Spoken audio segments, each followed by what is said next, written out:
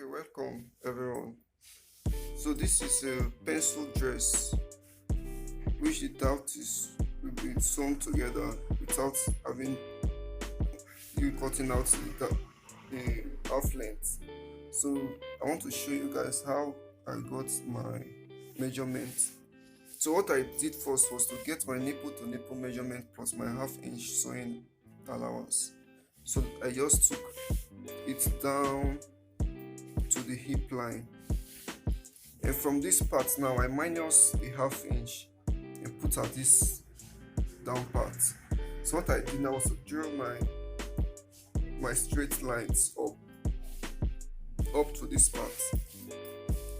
Remember, when cutting your fabric, you cut like this. Now I cut plus my sewing allowance, so my full length is 44 plus my sewing allowance. I added 1.5, which is 45.5 for my sewing allowance.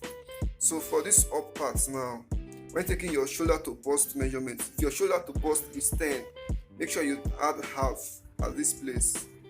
So for me now, my shoulder to bust is 13 and I added half, which gives me 13.5. And if your shoulder to under bust is 13, 14, you make sure you add half. If it is 13, make sure you make it 13.5, because you added half here, you're still going to add that half here, and still add that half here, still add that half, because once you take away this half at this up, everything will fall into place to the normal position. So that is what we will do. So after taking my measurement plus my half-inch allowance, my hip too, I did the same thing plus my half-inch allowance. What I did next was this, my breast point here. Now I come down by 1 inch, and from the same place I go up by 1 inch, and I took 1 inch here, 1 inch here, and I drew that line with a straight ruler to meet up this point here. And this other point here, my curve goes like this to this other place here. You can see the curve here, and from this point again I take my curve here. Meanwhile, how I got here, this under bust here, I came in by 1, and from this other side to this other side, go out by 1.5. So from this your under 1 inch here, you connect it to this 1.5 here, and connect this other one to your 1 inch. Then from this waist here, I came down by 5 inch for my down part of my dart, came down by 5 inches. So I just connected my ruler from this edge here, take it straight. You can see the mark, the 5 inch. Take it from this place here straight down to there, and this other one, take it straight down there. You can see. So what I'm going to do now, after when I have sewn everything, that is when I will cut out my sewing allowance. You can see I've not cut anything out. After sewing, that is when I will cut it out. So what I want to do now, to go ahead and cut out everything to show you how it will look like. For beginners, you are not left behind. For you to get your accurate measurement, you take from your largest part of your body, which is the hip. But some people, the bust might be the largest part. So you take your largest part of your body measurement and you include 3 inches, because you are going to sew half. So you include 3 inches to your largest part of your measurement. While after dividing it into 4, you include 3 inches. So once you arrive at that 3 inches, you can cut it straight down and continue. You can see I have cut out the dart as I showed you. I have cut everything out. It is all slitted out.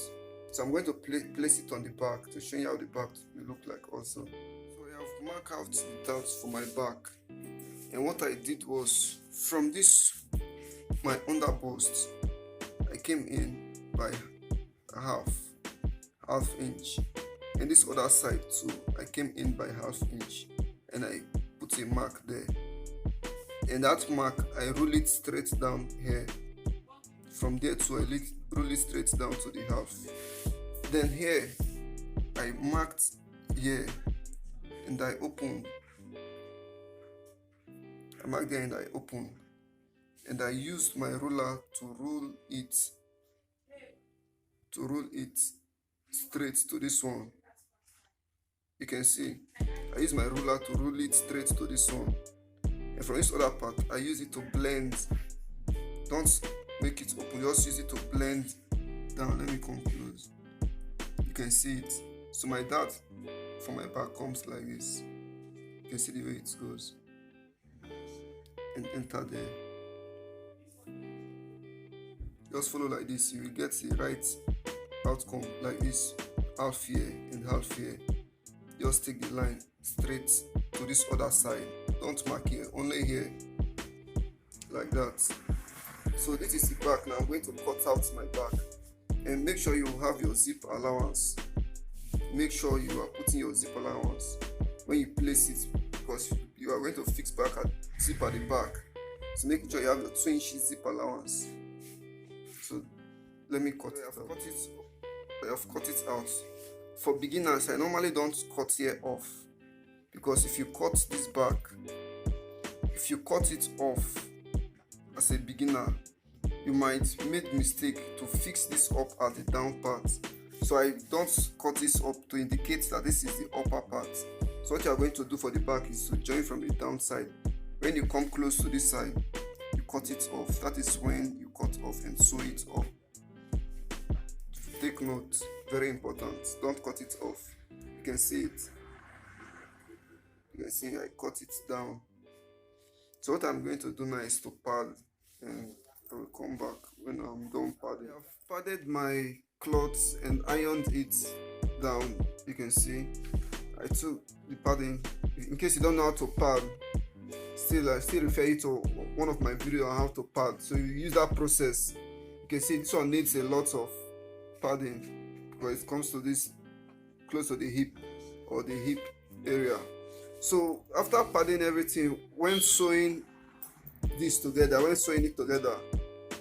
you don't start from the down.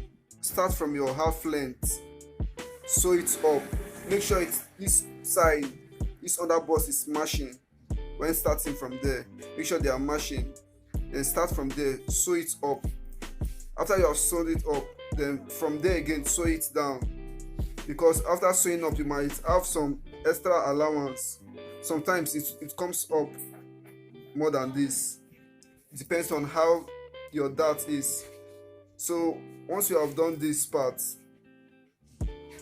you fold into, let me fold it and show you. So this dress that I want to make now is monostrap dress. The upside is monostrap, which means one side is full shoulder and one side is off shoulder. And what I did here now was to get my bust measurement. You can see the line. My bust measurement plus 2 inches, my waist measurement plus 2 inches, my hip measurement plus 2 inches. That is how you do it down. You can see. So what I did now at this up now is to get the wideness of my neck. Then I minus 1 for the shoulder slant. So after getting the wideness of your neck, you get your armhole. You can see you get your armhole, then you put your armhole curve.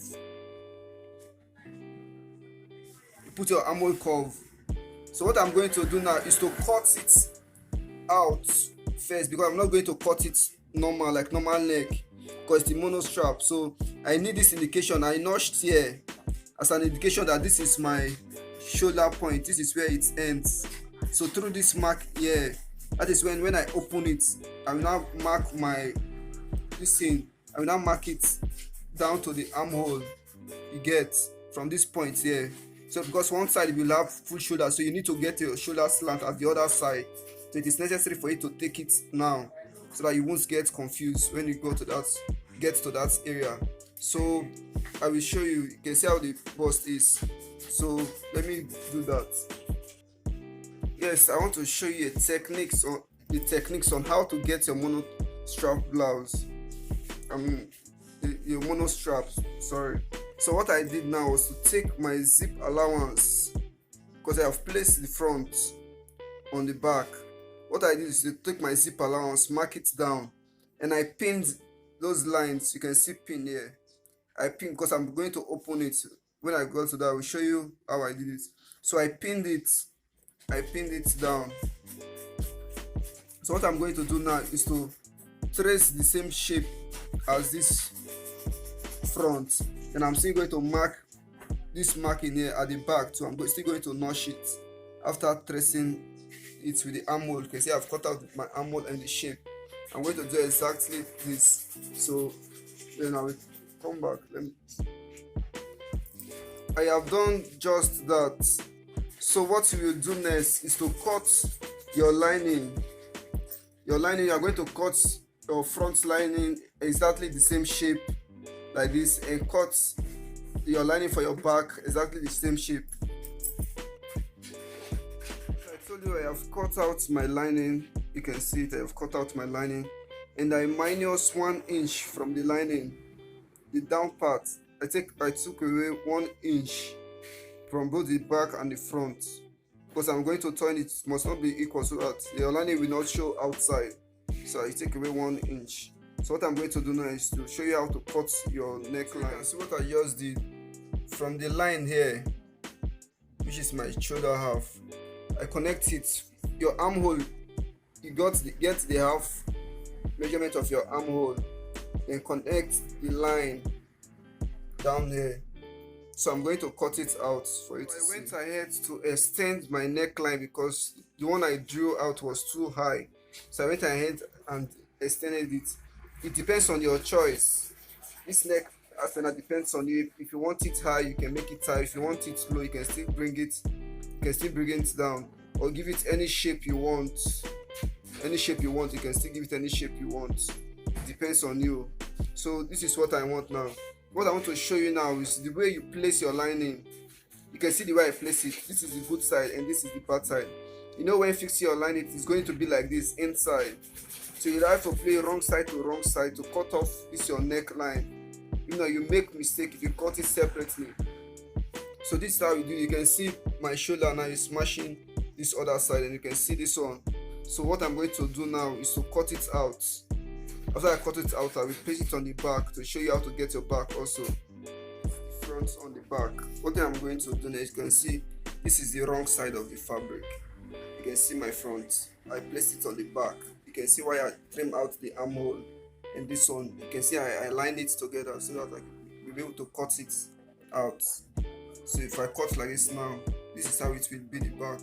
So you can see the rough side. So what I'm going to do now is to cut it from here down to this part. That's how it looks. What I'm going to do now is to cut the lining the same way I cut out my front line. That is the same way for this one. I have cut out the back, so you can see the back now. I have placed it on the lining. Wrong side facing wrong side. Wrong side facing wrong side. Facing wrong side. So what I'm going to do now for this one now, I will cut out this part. Then the other one too, I will face it wrong side facing wrong side, and I'll cut it out. So I did same for the other part of the back. You can see I just cut it out. What I'm going to do now is to face it right side facing right side. I'm going to face it right side facing right side, and I'm going to sew both the front and the back. To sew the up and the down. So what I did is to put the front in half on the back, and I drew this line. If you watch my videos, I always do this. And I drew this line for my zip allowance down. I'm still going to take where my length should start, because I'm going to put that at this down so that the person will be able to walk. So I will stitch here, but this is how I do it. So what I will do now is to sew it down and iron and open it for it to sew. I have fixed my zip already. After joining the zipper allowance, I ironed it and fixed the zip. Then I have marked out the sewing allowance out for me to sew. All I did was to take my bust measurement from here to this line. You can see my exact bust measurement. So the remaining one which I have here, I divided by 2, and I placed one here and placed the other one here. So that is exactly how I did for both the waist and the hip and the down part. So that is an easier way to get your accurate measurement. From this your full front here, you take your bust measurement here exactly. Then you then you divide this one remaining here by 2, then fix one at this other side and fix the other one at this other side. So what I'm going to do now is to run down, because you have done everything down both this other side. So what I'm going to do now is to run it. Don't just that. I have sewn it in and I have ironed everything, and the gown is almost set.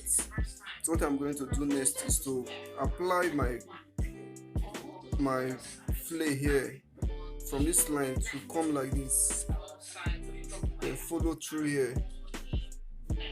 I will take the measurement of it, and I add my extra for the flay, but I want to cut it straight, then add extra for pleating. For the upkeep behind the scene, I did a lot of calculation in order to get the shape. I wanted to use the straight formula, but the fabric was not enough, so I decided to make it a flay for it to be enough for that, because the person is big. So if I use straight, I need to join it, and I don't want to put any joining. So I hope this comes out well. So what I'm going to do now is to put crinoline. After sewing it up, I will show you there is one secret which I just discovered, was it December period, on how to fix one formula of crinoline. So I will show you that. Let me sew it first. Before fixing the crinoline, I will show you how to do it. Okay, this is my crinoline which I told you. So what I want to do now, I don't want to top stitch it after sewing. So I have just sewn my place. Sorry, I just sewn it. So what I'm going to do now is to place my crinoline like this.